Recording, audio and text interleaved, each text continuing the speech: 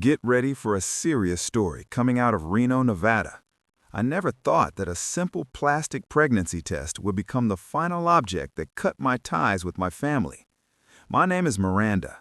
I'm a 26-year-old warehouse manager who has spent her entire adult life raising 5 children who are not my own. I stood still in the middle of our overcrowded living room in Reno, carefully stepping around piles of dirty clothes as I watched my sister casually rub her stomach. She looked directly at me with a self-satisfied smile and announced she was pregnant for the 6th time, despite not having held a stable job for years.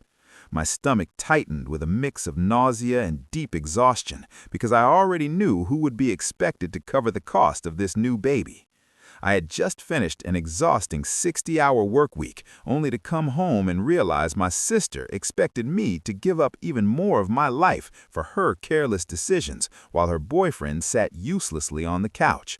I finally found the strength to tell her that I was done supporting her lifestyle and would not contribute a single dollar toward this baby. Her face immediately shifted from smug confidence to pure anger as she shouted that I was ungrateful and threatened to throw me out onto the street if I refused. That moment of betrayal was the final push that forced me to choose my own survival over her endless demands. If you have ever felt like you were carrying the entire weight of the world while others simply took advantage of your effort, hit the like button and subscribe now to see how I finally escaped this nightmare. At 4 in the morning, the sharp sound of my alarm pulled me out of a restless sleep before the sun even rose over Reno. I forced my worn-out body out of bed because I knew that if I did not start moving immediately, the entire household would fall into chaos before breakfast. I staggered into the kitchen and began the daily routine of packing 5 different lunches while stepping over the sticky remains of a party I never attended. Derek had left a stack of empty beer bottles on the counter for me to deal with, along with dirty dishes from his late-night snacking. I muttered under my breath as I scraped dried salsa off the table, knowing he would never clean up after himself. Every morning felt like a carefully planned operation that required me to be everywhere at once to get everyone to school on time. I checked math homework for my 10-year-old nephew, Caleb, while trying to braid the hair of my 7-year-old niece, Sophie, as she ate her cereal. My oldest nephew, Justin, was the only one who offered help by gathering backpacks, though even he looked drained by the constant noise. I moved quickly because I had less than 30 minutes before I needed to leave for the warehouse. I ran down the hallway to grab the diaper bag and paused briefly outside the master bedroom where Jada and Derek were sleeping. The door was locked to block out the noise of their own children, while my 4-year-old nephew Leo screamed in his crib just feet away. Resentment settled deep in my chest, knowing they slept comfortably while I soothed their toddler and pushed the older kids out the door. I managed to drop the older children at the bus stop and the younger ones at daycare before driving toward the industrial district with my heart racing. The work at the warehouse was physically exhausting, but it felt easier than the emotional weight waiting for me at home. During my lunch break, my phone buzzed with a notification that made my stomach sink. It was a final warning from the utility company. I rushed home in a panic and found a bright red shutoff notice taped to the front door because the electric bill was 3 months overdue. I stood there shaking with anger, knowing I had given Jada $600 the week before to prevent exactly this situation. Digging through the overflowing trash, I found a crumpled receipt showing she had spent the entire amount on designer maternity clothes instead of paying the bill. With no other option, I transferred the money I had carefully saved for my next college semester to keep the electricity on. The day only got worse when the high school called just as I returned to finish my shift. My 13-year-old niece, Megan, had skipped class and argued with a teacher, something completely unlike her. I had to leave work early and lose valuable pay to sit in the principal's office because her mother would not answer the phone. Megan looked at me with tearful eyes and admitted she acted out because she felt invisible at home, since Jada only cared about the new baby. I held her hand and promised to do better, even though I was already overwhelmed by responsibilities that were never mine. I walked through the front door at 7 that evening to find Derek watching sports while the kids complained about being hungry. I went straight to the kitchen to boil water for spaghetti, the fastest and cheapest meal I could manage after such a day. Jada finally came out of the bedroom wearing her new clothes and criticized the mess despite contributing nothing. When we sat down to eat, Derek pushed his plate away after one bite and complained that the sauce had no flavor. He asked why I'd not made steak, claiming he had been craving red meat. I looked at a grown man who had done nothing for the household and felt a surge of anger. He demanded an expensive meal while I had just used my education savings to keep the lights on for his entertainment. 3 days after Jada's announcement turned the house tense, the situation escalated into a formal confrontation led by the family authority. I was folding piles of laundry when a firm knock announced the arrival of my grandmother, Lorraine, who Jada always called for support. She stood on the porch, gripping her purse, her face filled with disapproval. She did not come to help clean or care for the children, but to sit in judgment over my finances. Jada sat beside her with a hand on her stomach, while Derek hovered nearby like silent backup. Grandma Lorraine quickly proposed her solution to the family's transportation problem, which involved selling my car to fund a new van for Jada. I stared in disbelief, knowing that car was my only way to get to work and attend night classes. I tried to explain that I needed it to maintain the job paying the bills, but she dismissed my reasoning, insisting family obligations came first. She scolded me as if I were a rebellious teenager rather than the only working adult. Leaning forward, she accused me of being selfish for caring about money and my car while my sister was pregnant. The words hurt because I had given everything for 3 years, but I refused to lose my independence. I stood up and calmly told her I would not sell my future for Jada's mistakes. The meeting ended bitterly, with Grandma Lorraine leaving in anger. Later, I checked my bank account to make sure I had enough gas money and noticed an alert from a credit monitoring service about an unauthorized inquiry. Logging in, I discovered a new credit card opened in my name, already maxed out on expensive baby furniture. Jada had used my personal information to make the purchase. This was no longer carelessness, it was a crime. Feeling trapped, I drove to a small coffee shop to meet my best friend, Tessa, a paralegal. She reviewed the charges and explained that I was a victim of identity theft. She helped me freeze my credit and dispute the charges, warning me that I needed to leave before it happened again. When I returned home, Jada was upset because her purchase had been declined. I walked past her without speaking, knowing I had to stop rescuing her to save myself. 1 week later, the tension in the house was unbearable. I rushed home not to cook or clean, but to check the mail. Inside was an acceptance letter for a paid internship at a major tech company in Reno. The pay was more than double my warehouse salary and offered a path to a full-time engineering career. For the first time in years, I felt hope. I walked inside smiling, which was a mistake. Jada snatched the letter, read it, and tore it in half without a word. She demanded that I quit school and my job to stay home and manage the house. Derek mocked the idea of me working in an office and said a woman belonged at home. I calmly picked up the torn pieces while Jada screamed that I owed her and threatened me never to return if I left. I looked her in the eyes and told her she would soon understand the cost of turning the only person helping her into an enemy. As I walked away, Derek laughed and said I would not last a week on my own. I closed my bedroom door and locked it, but I did not begin packing right away because I knew they were listening for any sound of suitcases or boxes. I waited until the house fell into a false sense of calm before quietly slipping out to the garage under the excuse of checking the laundry. The garage was poorly lit and smelled of oil, but it was the only place where I felt briefly safe in that suffocating house. I froze when I noticed movement near the workbench, then relaxed when Justin stepped out from behind a pile of old tires.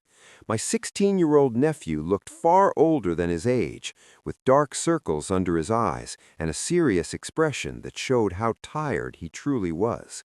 Without saying a word, he walked over and placed a worn notebook into my hands. When I opened it, I saw pages filled with handwritten notes listing dates and times when he had overheard Jada and Grandma Lorraine discussing ways to block my financial independence. Justin explained that they planned to report my car as stolen if I tried to leave, and warned me that I needed to get out that same night before they woke up. I looked at him and understood that leaving was the only way I could ever become strong enough to help him later. At midnight, when the entire Reno neighborhood was covered in darkness, I began the final stage of my exit with careful precision. I moved through my bedroom quietly, knowing that even one creaking board could wake someone and ruin my chance. I ignored sentimental items like photo albums because emotional attachments would only slow me down. I focused only on what I needed to survive, packing my laptop, personal documents, and a week of clothes into heavy black trash bags. I chose the bags on purpose so that if anyone looked outside, it would appear I was simply taking out the trash. I crept down the hallway past the master bedroom, where the sound of Derek's snoring echoed through the door. My heart pounded so loudly that I feared it might wake the baby. When I reached the kitchen door, Justin was already waiting in the shadows, just as he promised. He silently took the heaviest bags and led me to my sedan parked on the street to avoid using the garage. We loaded the trunk under the dim streetlights while the cold Nevada air cut through us. I turned to look at Justin one last time, weighed down by guilt for leaving him behind in that house. He stood shivering in his thin hoodie, trying to stay strong. He glanced at the house, which felt more like a prison than a home, then looked back at me with a level of maturity no teenager should need. He whispered that I needed to go and not worry about them, telling me that staying would destroy me and that he would contact me if anything went wrong. I held his hands tightly and explained that this was not abandonment, but a necessary step so I could eventually help them all. He nodded once and gently pushed me toward the driver's seat before turning back to keep watch. I let the car roll downhill in neutral before starting the engine so the sound would not carry. I drove through the empty streets of Reno in tears, overwhelmed by both sadness and relief. After 40 minutes, I reached a rundown apartment complex on the other side of the city that Tessa had arranged for me only hours earlier. The studio sat above a loud laundromat and smelled faintly of smoke, but to me it represented freedom. I dragged my bags up 3 flights of stairs and collapsed onto a bare mattress, too exhausted even to lock the door. That peace ended the next morning when I woke to my phone vibrating non-stop on the floor. There were 99 missed calls and hundreds of messages from Jada, from confusion to fake concern, and finally pure rage. I listened to her most recent voicemail where she screamed threats about calling the police and accusing me of theft. For the first time, I felt calm because I was no longer there to absorb her anger. I saved the message as evidence, blocked her number, and began my first day of independence, unaware that she intended to act on her threats. Less than 2 days later, that calm was broken when flashing red and blue lights filled my apartment through the blinds. Loud pounding shook the door as paint chips fell to the floor. Through the peephole, I saw 2 police officers with their hands near their belts, and behind them stood Jada, pretending to be devastated. I opened the door slowly with my hands visible. One officer stepped inside while the other blocked the exit. He explained that a report had been filed alleging stolen property worth $10,000 and a welfare concern involving a minor. Before I could speak, Jada rushed forward crying and accused me of stealing money and jewelry. I stepped aside and allowed the officers to see the nearly empty room, offering them permission to search my belongings. As they searched, Jada watched with confidence, believing she had trapped me. That confidence disappeared when Justin suddenly appeared in the hallway, out of breath and sweating. He ignored his mother and handed his phone to the officer, explaining that he had recorded a video the night before. The footage clearly showed Jada hiding the jewelry under her own bed while laughing about framing me. The officer's attitudes changed immediately. Jada panicked and tried to retreat, but the officer warned her that filing a false report was a serious crime. When she tried to grab Justin, the officer stepped in to protect him. I watched as the situation reversed and Jada realized she had exposed herself instead. 2 months passed after that incident made our family's issues public. Without my income and labor holding things together, conditions at Jada's house quickly worsened. The officer involved filed a report with Child Protective Services, triggering an investigation that revealed severe neglect. Inspectors found mold, no food, unpaid utilities, and children showing signs of malnutrition and poor hygiene. When legal pressure increased, Derek showed where his loyalty truly lay. Rather than fixing the situation, he packed his bags one night while Jada slept and left, abandoning the family he had helped fail. He emptied the house of anything valuable, including the small bundle of cash Jada had hidden inside a cookie jar, and disappeared into the night without leaving so much as a note for the woman who had enabled his laziness for years. Jada woke up the next morning completely alone in a deteriorating house with 5 unsettlingly silent children and a court summons taped to the front door. The legal consequences followed quickly and without leniency during an emergency hearing later that week. The judge reviewed photographs of the living conditions along with the caseworker's report, his serious expression making it clear that the outcome was already decided. Jada stood there shaking, not out of concern for her children, but from the sudden realization that her safety net no longer existed. The caseworker delivered the decision that destroyed Jada's illusion of control. Looking her directly in the eye, the CPS representative stated firmly, "Miss Jada, based on the unsanitary conditions and your unstable mental state, we are required to remove the children from this home immediately." The children were placed into temporary foster care, with Justin separated from his younger siblings, which was the one outcome I had desperately hoped to avoid. Jada lost custody and was also sentenced to 300 hours of community service, along with a substantial fine for filing a false police report against me. In total desperation, Jada eventually tracked me down at the corporate office where I was completing my internship. I was in a meeting with my supervisor when the receptionist called to report a hysterical woman in the lobby demanding to see me. When I stepped outside, I saw Jada looking like a shadow of her former self, her hair unkempt and her eyes frantic.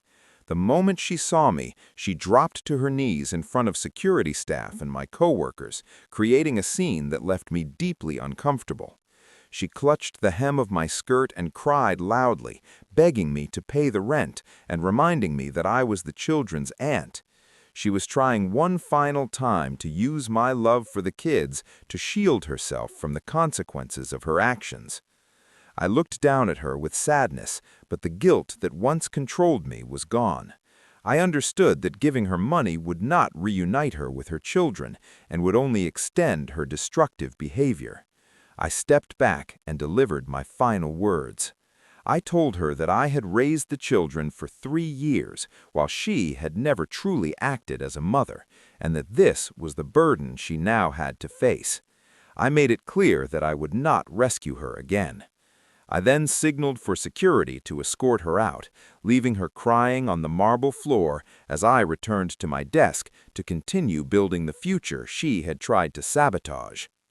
6 months later, I stood on the top floor of an office building in Las Vegas, watching the neon lights come alive against the dark desert sky.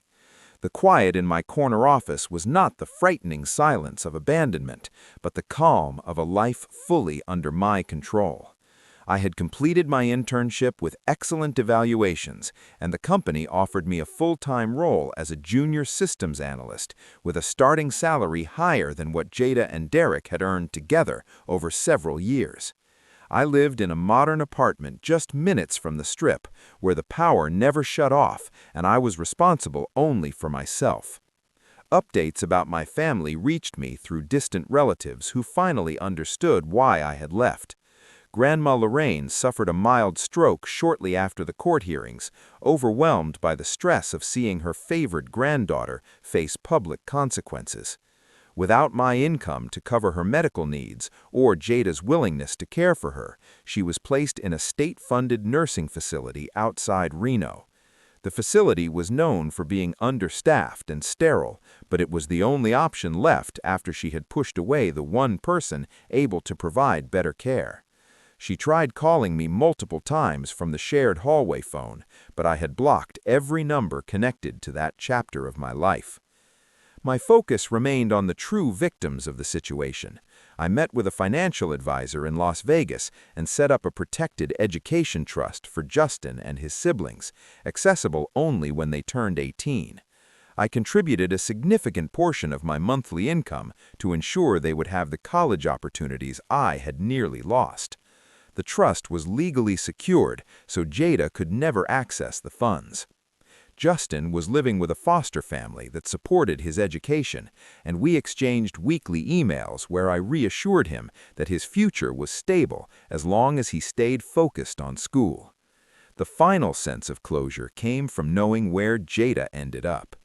She was working night shifts at a 24-hour laundromat in a rough area to pay off court fines and complete her community service. I imagined her under flickering fluorescent lights, folding strangers' laundry, her body worn down by the physical labor she had always avoided. She looked far older than her age, with premature gray hair and bitterness etched into her face. She was living the reality of a single parent with no skills and no support, having destroyed the only path to stability she ever had. I turned away from the window, picked up my portfolio, and headed into a meeting with executives who respected my work and my boundaries. Seeing my reflection in the glass, I recognized a woman who was no longer exhausted, fearful, or ruled by guilt. I smiled, knowing I had endured family betrayal and come out stronger. I had reclaimed my identity, my credit, and my future from those who tried to take them. As the elevator doors opened and my colleagues waited, I stepped forward without looking back. This story stands as a clear reminder that shared blood is never a reason to accept abuse or exploitation. Real family is built on respect and mutual care, not manipulation or dependency. Sometimes the healthiest choice is to set a firm boundary and walk away from those who refuse to value you. Thank you for following Miranda's journey from exploitation to independence. Do you believe she was right to cut off Jada and Grandma Lorraine completely, or should she have given them another chance? Share your thoughts in the comments, and don't forget to subscribe for more stories of justice and resilience.